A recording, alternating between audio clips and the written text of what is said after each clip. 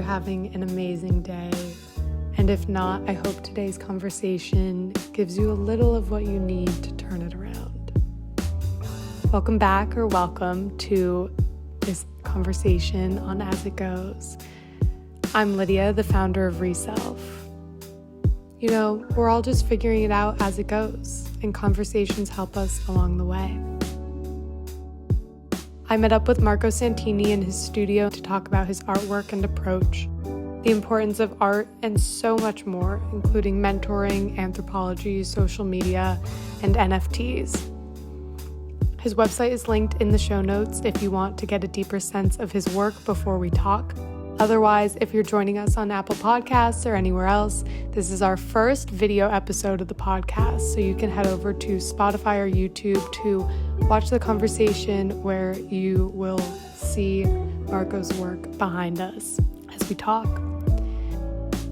Before we dive into this conversation, Reself just launched our digital community space.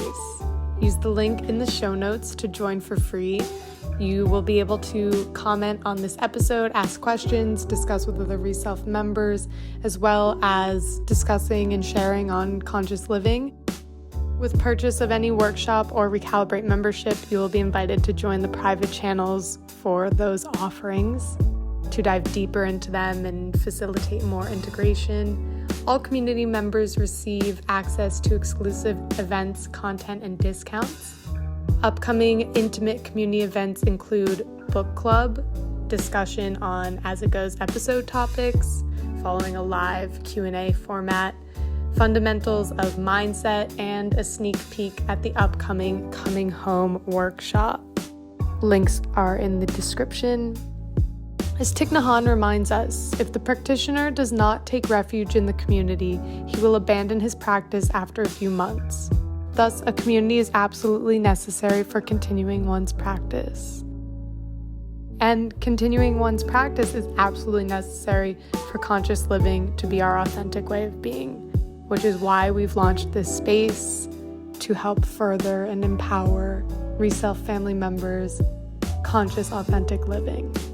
I'm so excited to connect with you in our community space. Now, without further ado, join me in conversation with Marco Santini. Would you like to introduce yourself, Marco? Sure. My name is Marco Santini. I'm an artist, mentor, and inventor based here in New York City. I found my life's purpose to spread love and positivity through art and education at the beginning of 2018, and I've been doing that in many different ways, very fortunately, since then. Nice. What was the first art piece that you did that you felt like, or did you always feel like, this is something that I want to do, should do, feel called to do? Well, I've always considered myself to be an artist in some way. I always felt really curious and I was always experimenting and trying new things, whether it was throwing paint or mixing things or seeing what could be thrown onto a canvas, whether it was I worked with sand, I worked with rain, I worked with wine, and I was just always kind of messing around to see what would happen. And I never really understood that art could be a profession where people could pay you to do your work. Mm-hmm. I guess it was a really limiting mindset early in my career. It wasn't until I started getting a little bit of interest in my work through my wedding paintings. So I basically decided to invest in myself. Early in my career, I was going to a lot of weddings and birthdays and parties, and every time I did that, I had to pay money to buy a gift. And I said, you know what, I'm going to take that money, I'm going to invest it in myself, and I'm going to challenge myself to make a really creative, specialized, custom version for that couple, for that person. And so it pushed me into new boundaries and new limitations to really try new things. And it also ended up being a really personalized, one-of-one awesome piece for my friends. And every time I did that, not only were my friends really happy with it, but it also became advertising inadvertently for other people to see it and want it. So I did these wedding paintings where I would take photos of the couple, either from the wedding that day and give it to them later, or talking to their photographer who kind of shot their engagement photos and getting those and painting those photos. And I really believe that love can be this balance of fantasy and reality. And so usually I would keep the couple in photorealism, photographic representation, in real life. But then surrounding them, I would paint words that were important to them, ideas, using crazy colors, and and saturations to really show what I think is the fantasy and the excitement that love really brings to a couple. And so it was then in creating those that people started saying, "Hey, can I hire you to do that for my friend or for my wedding?" Mm-hmm. And I was like, wow, like people are responding to this. People want to pay me money. Like I saw that was just so cool that I could do what I loved and also get paid for it. And it really helped me to value not only my work, but my time and my creativity, and really trying to gauge how to start as an artist, because I had no idea when I was starting. Yeah, yeah. What I think what you highlighted too about the starting off with a limited kind of mindset, I think, is what a lot of people experience who have that creativity or innate drive to, knowing that that's their gift and their purpose. But I think especially in American culture, it's very difficult to see, I think the messaging is so much like only 1% of artists get to, live their art as work, At least that was like my understanding of that, and the messaging I received around it. Well, I've heard two very, very distinct ways of looking at art as a career. Mm-hmm. And on one extreme, people say you have to focus on it 100% of the time. It has to be your whole life and purpose, and that's the only way you can really improve and make it happen. And the other end of that spectrum is try, moonlighting, try it on the side while you're still making money doing other things, so you can support yourself knowingly and have that stability, but then also kind of see what can happen. And so if it doesn't work out, it's kind of you're hedging your bet. If it doesn't work out, it's okay, you can still fall back on your day job, but if it does, you can kind of try to figure it out. And that was actually what I did. So I was working in marketing and branding for a while, and I was working in business strategy and development, and I really enjoyed the creativity of it, but I just felt I didn't always resonate with the brands I was working with, selling, sodas or unhealthy products or things that just didn't relate to me. I'm like, I have these crazy, awesome, and creative ideas for these companies, but they're not, saving the world. They're just trying to make more money and do things that I didn't necessarily believe in. And so I took a huge leap of faith, and I basically started doing the art on the side around then. I also started mentoring and tutoring students, middle school, high school, college students of all ages, really, and was able to, during that time, test the waters while I knew, hey, I'm safe. Living in New York City is not easy. Anyone who's doing it, you start out living in a shoebox with a million roommates, and it's very, very difficult. But I knew that I could, cover my expenses with this and still be able to, afford art supplies and do that. Like, that to me, my first thought of success in my career was being able to cover all my bills and still have enough money to buy art supplies and be able to experiment with that in New York City. That was a huge moment for me. But it really allowed me the freedom to then go out and say, okay, I'm going to do this because it's really risky. And everyone's like, well, what if what if it doesn't work out? What if I don't have enough money? It's like those are really debilitating, limiting mindset aspects, and it can be really tough for people to get past that. And I know a lot of people there. I always, I had a lot of love and encouragement in my life that helped me feel like anything was possible, and that's a big part of why I still speak at schools, because I want to give that to kids and creatives out there, because there's so much untapped potential that can be bringing so much beauty to this world. But it's just really, really risky, and you have to be able to take that leap of faith and believe in yourself to, to get to where you want to go. Yeah, absolutely. It's so amazing that, you do that and you do the mentoring and you looked for and, take those opportunities to speak, because that one interaction, that one student in the audience, that can be life-changing. Absolutely. That's what my mom did for me, and she gave me this confidence and love and support from an early age. I mean, both my parents really, but they would ask me from a very early age, they wouldn't ask me what I was doing. They would ask me why I was doing it. And I was like, that slight distinction made me think a lot about my process and why I was doing the crazy stuff I was doing. Yeah. But they just made me feel like it was okay to fail. It was okay to try out what you love and do these things, because that was what was speaking to my soul. Yeah. And I just felt so compelled to not only take advantage of that, but then to share that with other people, because you're right, changing that one person in the audience or giving that one other person just the confidence to explore their creativity could lead to such a beautiful access to all of us, really, to have another creative, expressing their potential. So I really believe in that, and it's definitely scary, but I think there are many ways to make it less scary. And I'm just grateful that we all have different ways, whether it's physical world, digital world, social media. There's so many ways to really showcase our work to see if we can take it to the next level. Yeah. We've shared this quote on the podcast at least once before, but you've probably heard it. It's Pablo Picasso. It's the purpose of life is to find your gift. The meaning of life is to give it away. Absolutely. And I think that, we can get into this now. I think that then touches on why it's so important that art be in our lives, and why art isn't something that's superficial or necessarily just for beauty. It's also something that is deeply necessary for the human experience and for the human soul and our well-being.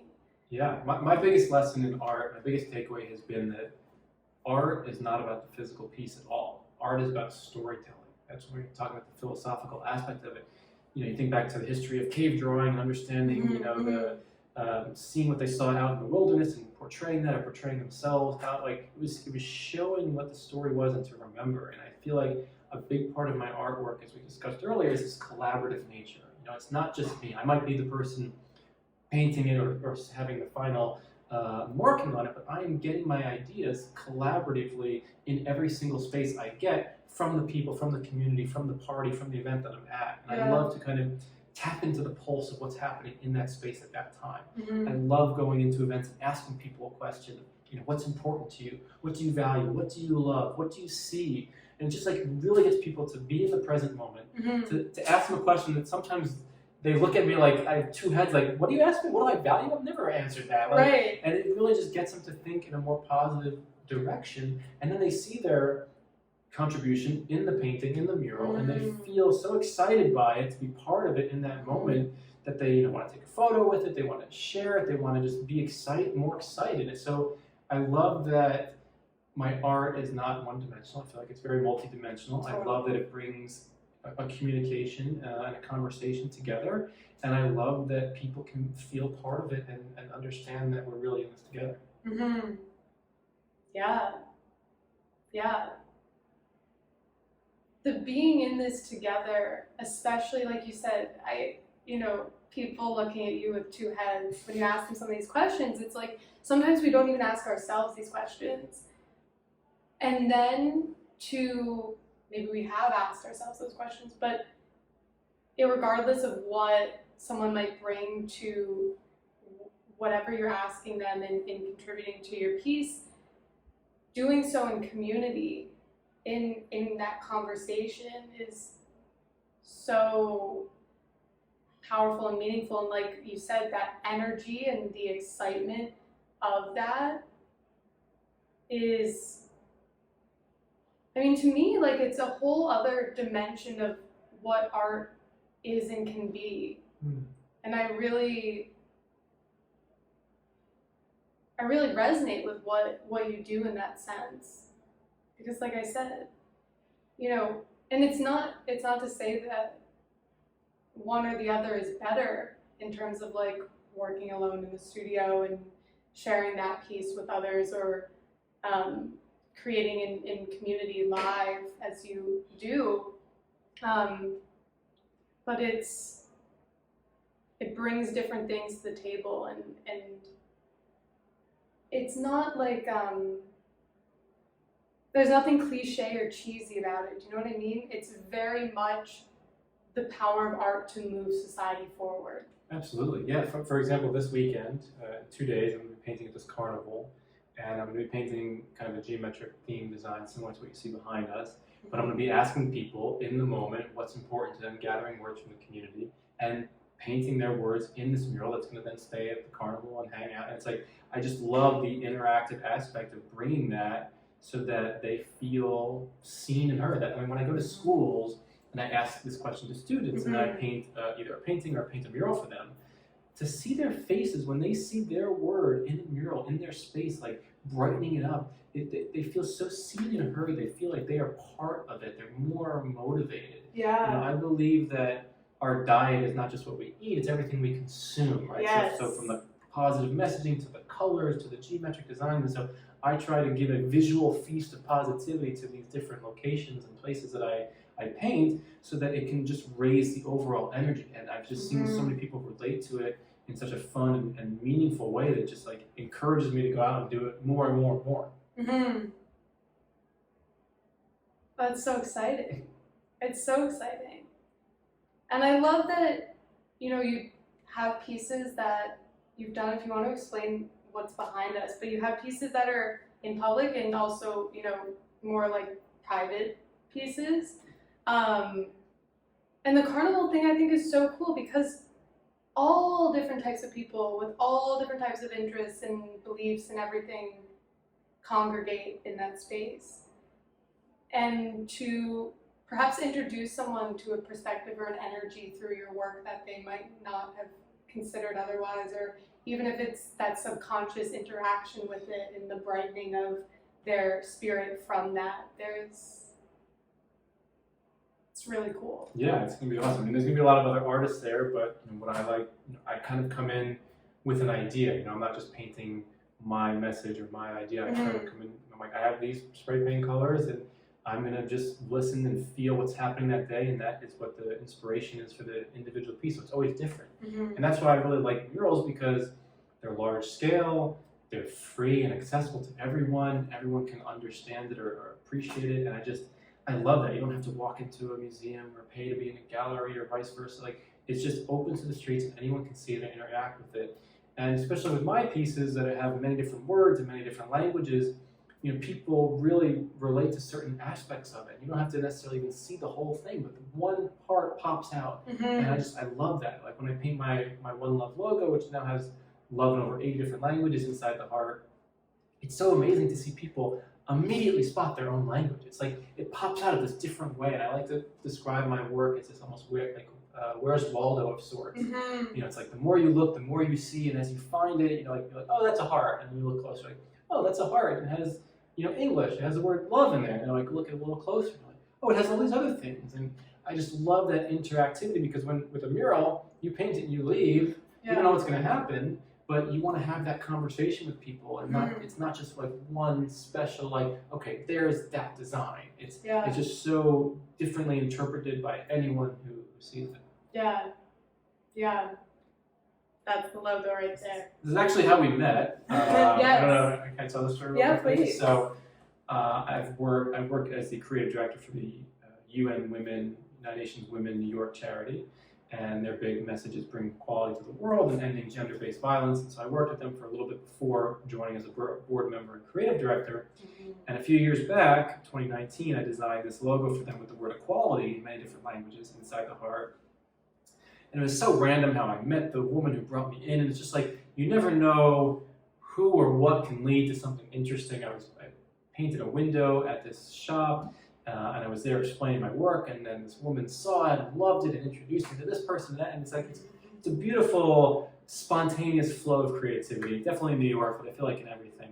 Yeah. And I put this idea together, and it kind of exploded. I sent it out to all these different countries. Yoko Ono tweeted about me. I don't even have Twitter. People are like, oh my God, she just mentioned you. And I'm like, sick. That's pretty awesome. And it just kind of exploded. And so Sama Yoga ended up taking these, buying a few of them, and they like sold out. It was amazing. And we maintained a relationship. And then I went to paint at the Bloomingdale's at Sono, and they came over, and we had this great conversation. I just loved their energy and their vibe. And then we decided we were going to create, a similar geometric reflective tape design in their space to kind of honor what they're doing, but kind of bring a little bit of extra energy to it, and it just worked out well. And then I got to meet you, so I feel like the beauty of art is connection. It's like manifest right here. Yes. Good story.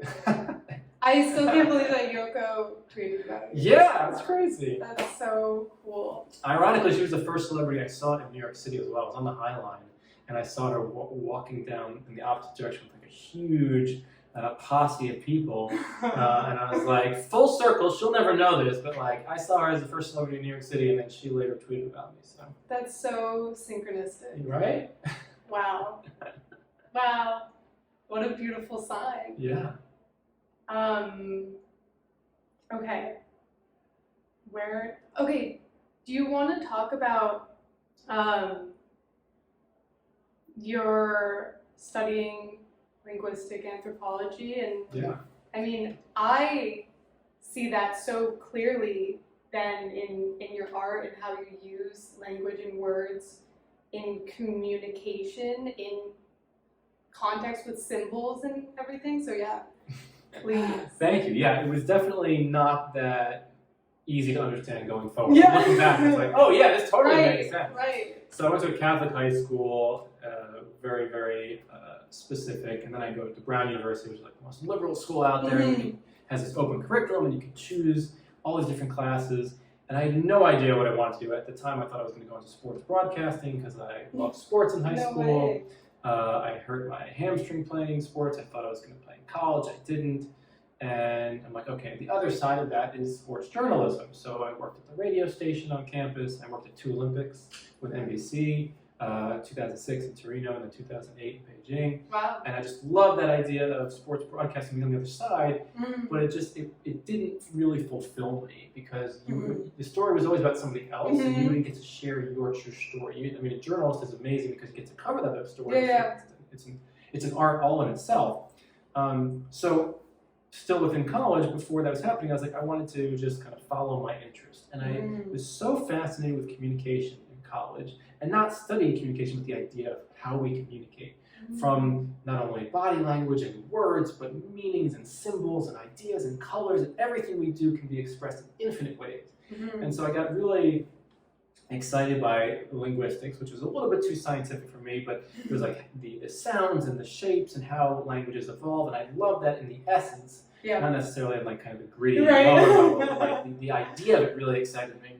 And then anthropology, this idea of understanding the broad diversity that this world has, and how people just exist differently, how they communicate differently, how they just all these different pockets of community, and that's just really, really fascinating me. So this idea of like putting them together, I was so interested in it. I had no idea what I was going to do with it, but I just followed my heart. I was like, this is going to be it. My parents had no idea like how I was going to translate into making money after college. I'm like, don't worry, I'm going to make this happen in some crazy way.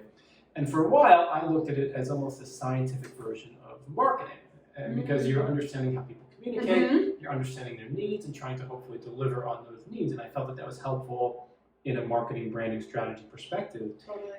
But then when I really transitioned full-time into art, I understood that my real core love was in kind of going into these communities and trying to understand who they are and representing them as they are, not how I wanted them to be.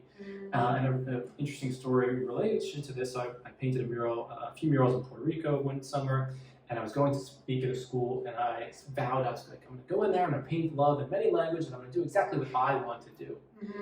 And I realized, I'm like, that's not true to who I am or what I want to do. And as soon as I started talking to the students and I heard what was important to them, I was hearing these words in English and Spanish, but all these things that were so really important to them. I'm like, why? Like, the only thing that I need to do is paint what they're telling me. And so I covered this beautiful 80-foot wall. They helped me spray paint it. The Palermo School, which was so much fun. I helped the kids spray paint, and I painted their words, their interests, their things on this wall. And it just was one of the first times it really just showed how exciting it is to be completely like out of my own element, like diving into a new community, a new space, and just telling them and visually showing them what I heard and what I saw. And being a reflection, being a creative mirror for them, and just seeing how amazed they were in responding to it. And so in that sense, I think, I'm somewhere between artist and storyteller and scientist, but I love being able to think on the fly, react on the fly, and create on the fly that represents, my creative talents, but showcasing the thoughts and ideas of some other group. What a potent experience and metaphor of like going in somewhere, having, our own idea about what should happen, what can I bring here, versus then being present in the moment, recognizing what is, and the value of letting go of what I wanted it to be, what I think it should be, and allowing that, in a creative expression, and also in general life, like allowing things to unfold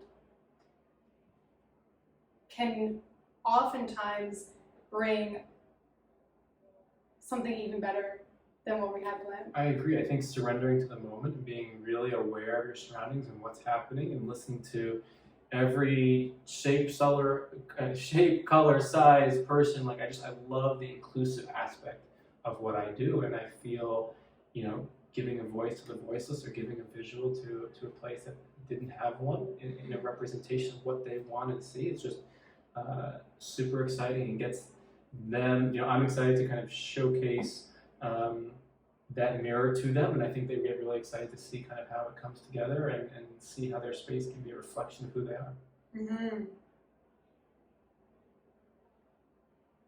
What a gift. And it goes back to the wedding gift. Yeah. It's like so easily we can purchase something for someone, but there's so much meaning in the creation and personalization, and the true It's gift. definitely related. Yeah, I think, looking back at it, I like the idea of a personalized touch. I think that we are all different, and we all can give and receive differently, but I really love giving something that I think is special and unique to a friend, a family, a community, a space that just really is unique, and just speaks to how I see or how I listen to them. Mm-hmm. Beautiful. Thank you. Let's see. So many other questions. Why, given that we're talking about, in the broader context, art in our human experience through your career, your purpose, why do you think art is necessary? Okay, what is art, and why is it necessary? So I go back, I think that art is storytelling, and I think it's necessary because it gives a visual context to space and time.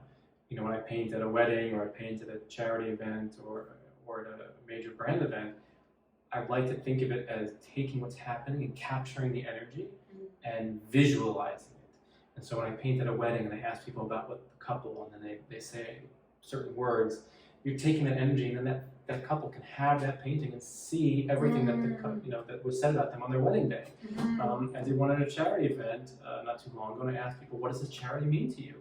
And it was a My Face. It's kind of similar to Operation Smile. They fix cleft palates and facial surgeries, and to see the families and the children saying such positive, powerful descriptions of what this charity did for them around it is, they may hear it, they may see it, but like to have that captured in a painting, to see all in your office or in your space all the time, is really, really meaningful. And so I think there've been times in my life where I thought like art is up to the interpretation of the observer, and I definitely love that. I'm not trying to kind of force certain meaning on my pieces, but I feel like with my paintings, I often think, especially with my paintings, I feel like it is it's a duet between myself and the customer, or myself and the crowd. So sometimes I lead, sometimes you lead, but we have to find that happy balance. Like if you're telling me I just want this logo painted this way, there are a million other people who can do that. That's not necessarily what I want to do. But if you're saying I have this idea and I want it to be infused with these positive ideas, and like you put your spin on it, like it has to be somewhere between that. 100% creative freedom is amazing, and when a client pays you for that, it's like the greatest gift. But usually it's somewhere between. But it can't be too far over 100% them, because then you're just kind of a hired gun to just go paint a certain design. That necessarily is not the best use of my time or my messaging.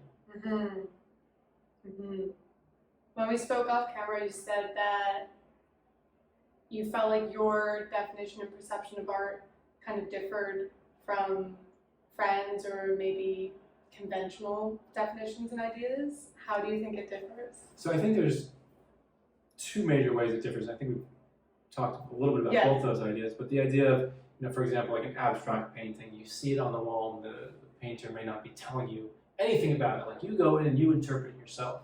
If you see one of my custom One Love paintings with love in many languages and then all the words around it that the client has given me, there is a certain inherent meaning in there. Right. I'm not necessarily, I feel like I don't necessarily force it in your face, but I feel that this positive, colorful, uplifting messaging is present in everything I do.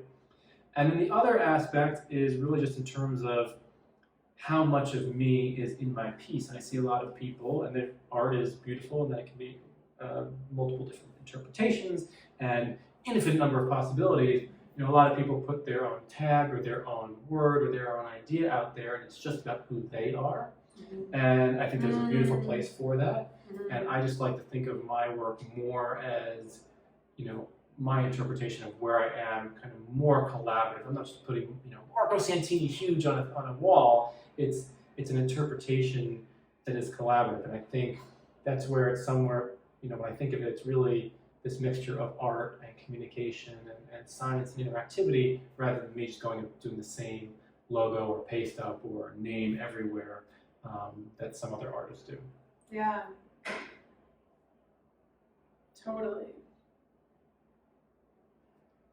Surrounded by your art here, it literally goes on all wall. It's picking where to section off was not easy. What's your favorite piece that you've ever done of yours? Oh man, this is so tough. There's pieces that are irreplaceable. Yeah. And those are kind of what personalized paintings of my family and my wife, my son.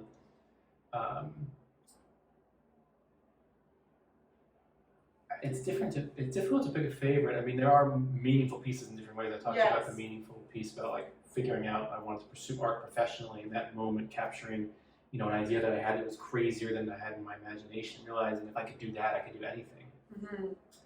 And I'm painting this Love Yourself sculpture. The first time I painted love in over 100 languages, and kind of really setting into this idea of loving yourself despite your size, your shape, your asymmetry, kind of accepting who you are and loving who you are, and making anything possible. I love that core idea. I mean, really, the truth is, like, my favorite project is everything I'm working on now, because I get to a new challenge, new idea. I just came back from a few days away, and I've got a custom One Love painting for Father's Day delivery in Jersey. I got another delivery for Jersey for a friend of mine. I've got the mural painting this weekend at the Carnival in Long Island. Next weekend, I'm painting a door in Central Jersey, and then a large mural in Philadelphia, and 2 murals in Philadelphia. I'm very lucky to be at a point where I am busy and kind of, overwhelmed in a very good way of having a lot of different inquiries come in, but, very grateful to be meeting people like yourself at live events and at different interactions, activations. But the necessary evil of social media is definitely very present in my life. It's how a lot of my work comes, a lot of my commissions and a lot of my inquiries come through. And it definitely sucks up a lot of my time and energy and patience, but it's also just how a lot of my business happens. And so I call it a necessary evil. Yeah.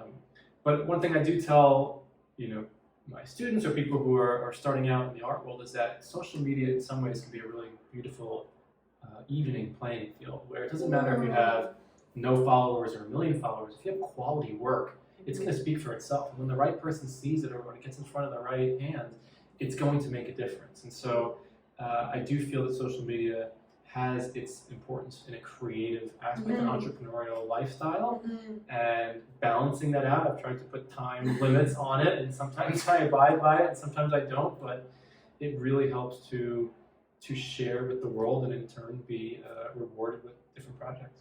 Yeah. Yeah, I know, that's literally the worst question ever someone could ask.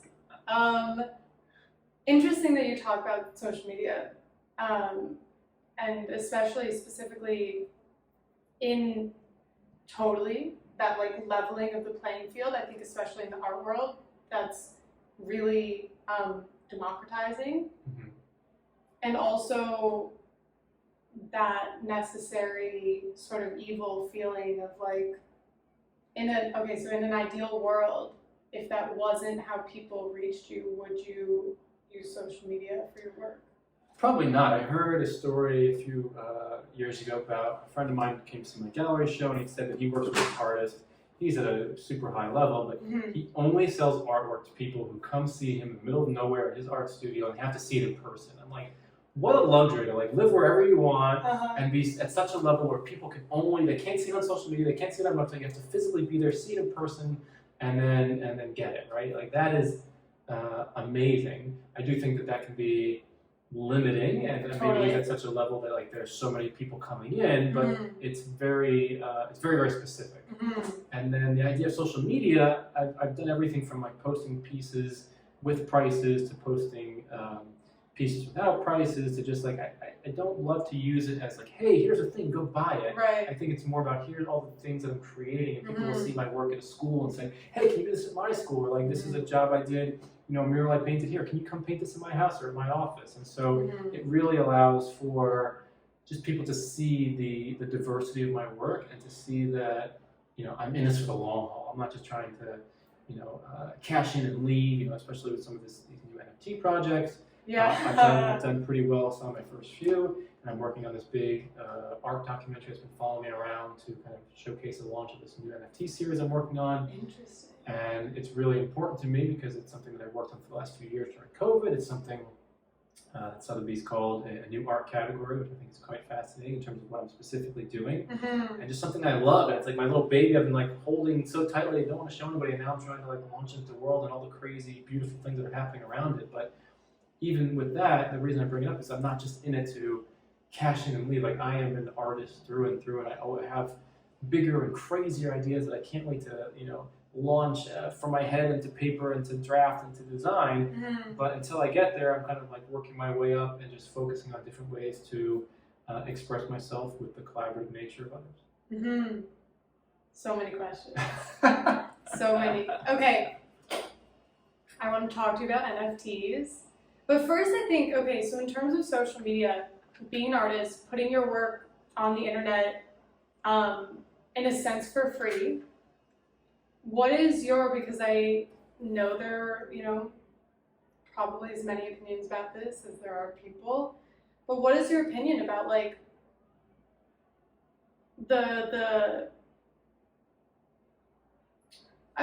not necessarily copyright, but like just the even sort of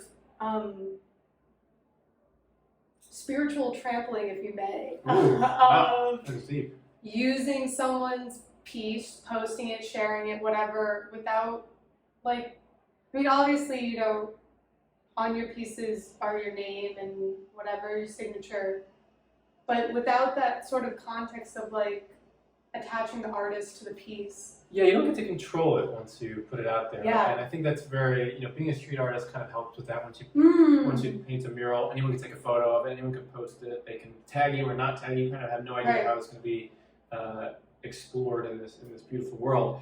And I think social media is very similar. I'm very honored when people take photos in front of my work or share it. It helps to see how it's appreciated and helps to get the message out. But it's kind of like this letting go. I've also talked to a few of my artist friends who some of their murals get photographs, and then people are selling prints of it, a photo of it, in Times Square over, and I would think it would get people really upset and frustrated, and someone else is making money off your work. As soon as you put it up on the street, someone can take a photo and sell that. But in essence, it's helping you get it out there, and if you're up to a certain level, you're probably making a living with it, or at least making money off of it in different ways. But I think the idea of letting go is really helpful, kind of leveling up kind of aspect that creatives and entrepreneurs need to have. I mean, I love my pieces and I'm so excited by them, and sometimes it can be so hard to let go. My roommate in college told me that there are certain rug makers in the Middle East that make like a perfect, incredible, multi-dimensional, geometric, amazing rug. and at the end, they would like snip a little piece of it, like cut a little piece of it, and like only our creator can be perfect, or this kind of idea like that nothing is perfect, and then it's like easier to let go. And so that was like an interesting idea that I heard early on in my career. Yeah. But I think I really have transitioned recently to this idea of just being so honored that people would want my work in their space, and just this idea of like, there was a piece I made recently for a client in California, and I really loved it. It was probably one of my wife's favorite pieces, and it was just like, it was initially could have been viewed as maybe tough to let go, but then I was just thinking he's going to enjoy this so much in his house in a different state across the country. Like how awesome is it, and how honored am I to have my piece there? Yeah. And so switching the mindset, I feel like, is really helpful, going from starting out as an artist or creative entrepreneur into kind of being a successful one, is being able to worry about things that are important and not worry about things that are kind of holding you back. Totally. I like that, the example from the piece in California, because it's like you said, it's the mindset of viewing it, and it's also really simply spreading that energy of that piece. And the more that it spreads, the more the impact of the piece can have on, everyone in every space. Yeah. Okay, NFTs. NFTs. Yeah. Okay. This can be our last topic of conversation. conversation. Okay, yeah. What is your take on them? Depending on how much you want to share about what you're doing in terms of that project that you described, I'm just so curious, because I think that it's an interesting new dimension of art, an intersection between the physical and digital creation. Absolutely. Space. So I look at NFTs, they can be anything and everything, but really they're a digital signature showing who owns what. The big thing that I try to explain to not only my clients, but friends and people who ask, is really this idea that it's not just a digital asset. Sometimes that digital asset can be linked to another asset, access to a certain group, like you see with some of the big collections. It can be physical pieces. So for me, I've sold my first 3 NFTs, and everyone has been linked to a physical piece. So you get the digital piece as kind of an add-on to the physical piece. And so they have kind of 2 for 1, if you will. They have the physical piece in their home, they have the digital version, the metaverse, whatever you want to call it. And then if they ever want to flip that or sell that, depending on how things go, and then my prices have been very luckily steadily increasing, they could potentially flip that and maybe even make money off of it and get the painting for free. So who knows? But for me, I really like creating value in the real world based on it. And so my new series that I can tease a little bit does have aspects where it brings value in the real world. I still think that I'm not necessarily just a digital artist, just creating JPEGs, just creating cool imagery. I am, and I want it to be something that kind of bridges the gap between physical and digital. So that is a major focus of mine. And I think it's easier for people to understand this aspect of it than rather than, hey, this is a digital image and anyone can copy and paste, but if you own it, you have to pay a crazy amount of money for it. So there are, and I think right now with the, at least, what are we in, mid-June 2022, I don't know if you want to cut that out or not, but at least for context, the markets, either way, the cryptocurrency markets can go up, they can go down, they're definitely more volatile than the more traditional markets, and I think a lot of value is tied up in that. And when markets are hot, there's more spending and understanding. When markets aren't, there is less and pieces are valued less.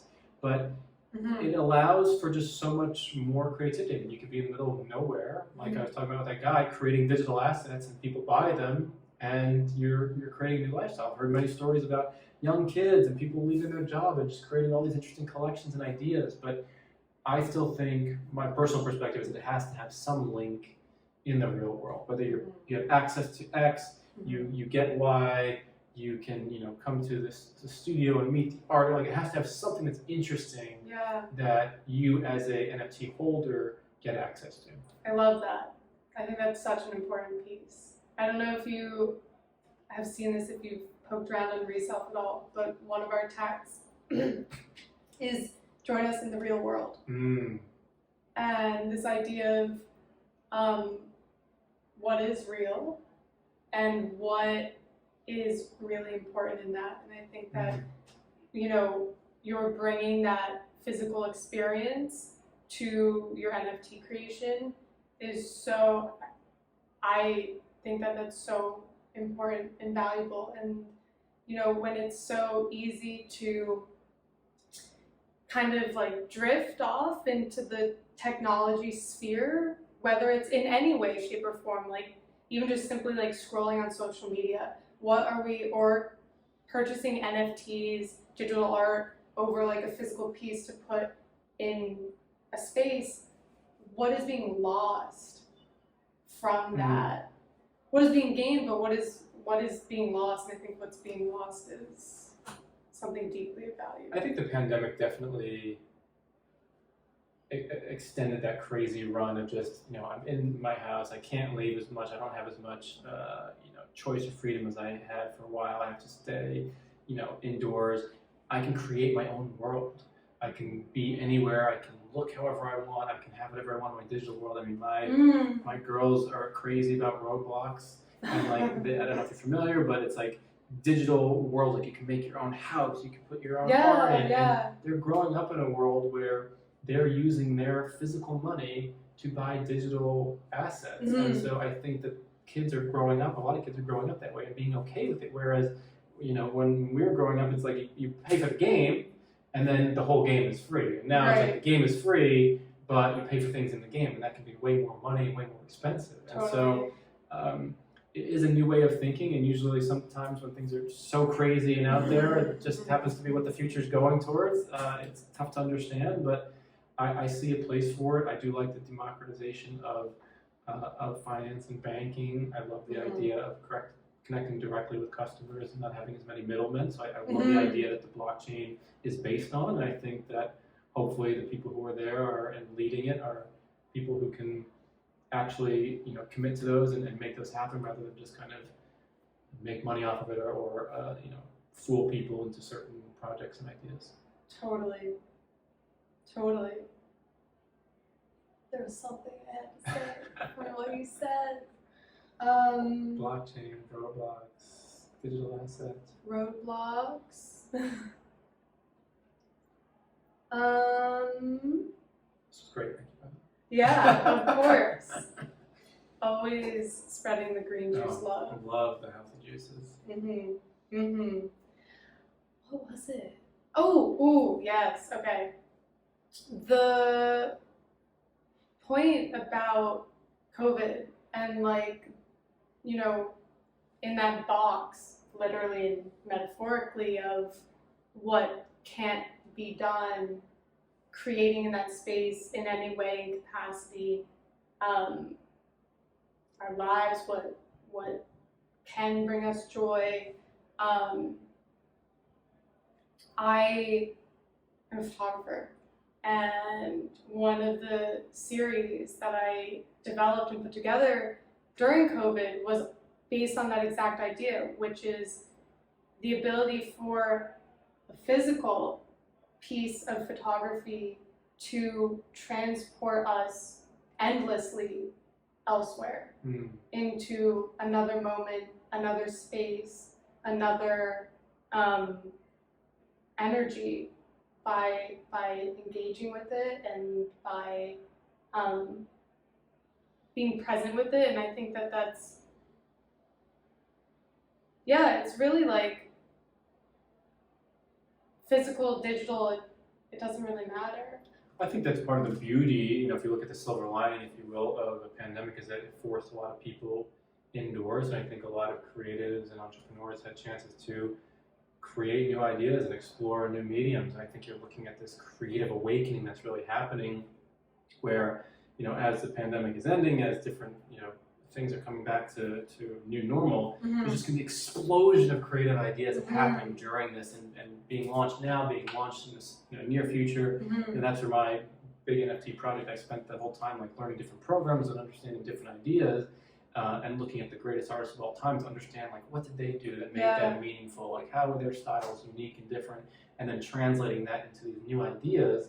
And I think, for me, it'll be something really special and really new because I had the time to focus on myself where before a pandemic, I had a 90% client work and 10% personal work. And that completely shifted to maybe 10% client work and 90% time to focus on myself. And so luckily I was healthy and safe, being here in New York City, kind of epicenter of sorts, but it really gave me a chance. Like, I'm used to living in my art studio and being able to have all these creative mediums and ideas and just bringing certain crazy thoughts to life. So I definitely took advantage of it in certain ways, and I'm glad we're nearing the end of it, hopefully, and waiting for all these creative ideas like yours to hit the world. Yeah. Beautiful place to end it. Thank you so much, Marco. This is awesome. Thank you. Yes. Thank you, everyone. This is the first video version of the podcast. Amazing. And I'm so glad that it's this interesting. Thank you so much, Marco. Thank you. Woo! Thank you so much for joining us in this inspiring conversation. Let me know what your takeaway is or an aha moment that you had from our chat in the Conversations channel of the Reself community. Again, link is in the description. As I listened back to our conversation and I reflected on the importance of approaching certain elements of quote-unquote progress with mindfulness, looking to history for wisdom when charting in uncharted territories. We've spoken about the metaverse before on the podcast and the dangers of living in a digital world, which is why I was so fascinated to hear Marco's take on NFTs and absolutely love his approach to linking those digital assets back to something in the real world or a real physical piece of his. So here's my question to us all. In that context, would you rather be handed a future or create the future? That is to say, if what we resist persists, instead of resisting or reacting to what is and what already is being created or laid out for us, what if we act in alignment with our own vision and values, creating and contributing instead of reacting? I would love to hear your reflection on this or anything from the episode, so share those reflections in the Reself community. Until next time, have a beautiful week. Bye, everybody.